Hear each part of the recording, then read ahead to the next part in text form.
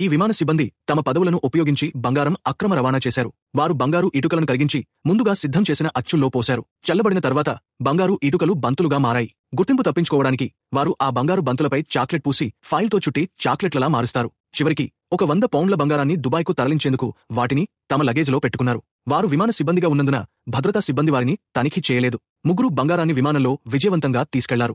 విమాన ప్రయాణం సమయంలో సహోద్యోగులు ఏదైనా అనుమానాస్పదమైన దాన్ని గుర్తిస్తారేమోనని వారు ఆందోళన చెందుతూ తమ లోపలి భయాన్ని అదుపులో పెట్టుకోవడానికి చాలా కష్టపడ్డారు. కొంతసేపటి తర్వాత విమానం దుబాయ్ విమానాశ్రయంలో దిగింది. ముగ్గురు చివరికి ఊపిరి పీల్చుకున్నారు. అప్పుడు గేటు వద్ద ఉన్న భద్రతా సిబ్బంది వారిని గమనిస్తున్నట్లు కనిపించింది. అదృష్టవశాత్తు వారిని తనిఖీ చేయలేదు. ముగ్గురు విమానాశ్రయం నుండి సురక్షితంగా బయటపడ్డారు. తరువాత వారు హోటల్లో కొనుగోలుదారుని కలుసుకున్నారు. సరుకును పరిశీలించిన తరువాత కొనుగోలుదారు చాలా సంతోషించి వారికి ఉదారమైన చెల్లింపు ఇచ్చాడు. తదుపరి కొన్ని రోజుల పాటు వారు ఇదే విధంగా బంగారం అక్రమ రవాణా చేస్తూ చాలానే డబ్బు సంపాదించారు. వారు త్వరలో కోటీశ్వరులు అవుతామని అనుకుంటుండగానే ఒకరోజు అనుకోని సంఘటన జరిగింది. ఈసారి వారిని అకస్మాత్తుగా భద్రతా సిబ్బంది ఆపారు. ఎవరో వారిని ఫిర్యాదు చేసినట్లు తెలిసింది. ముగ్గురిని ఒక విచారణ గదికి తీసుకెళ్లారు. భద్రతా సిబ్బంది వారి బ్యాగుల్లో చాక్లెట్లు కనుగొన్నారు. కానీ అనికి ఏ భయం లేదు. భద్రతా అధికారి ఒక చాక్లెట్ కొరికినప్పుడు అది బంగారం కాదని తెలుసుకున్నాడు. అయితే ఇది అంతా వారి యుక్తిలో భాగమే. కోపంతో అధికారి అన్ని చాక్లెట్లను పగలగొట్టినా ఏమీ కనబడలేదు. తనిఖీ నోటీసు వచ్చిన వెంటనే వారు బంగారాన్ని విమానంలోని ఎయిర్ కండిషనింగ్ ప్యానెళ్లలో దాచేశారు. తగిన సాక్ష్యాలు లేకపోవడంతో అధికారులు ముగ్గురిని విడిచిపెట్టాల్సి వచ్చింది.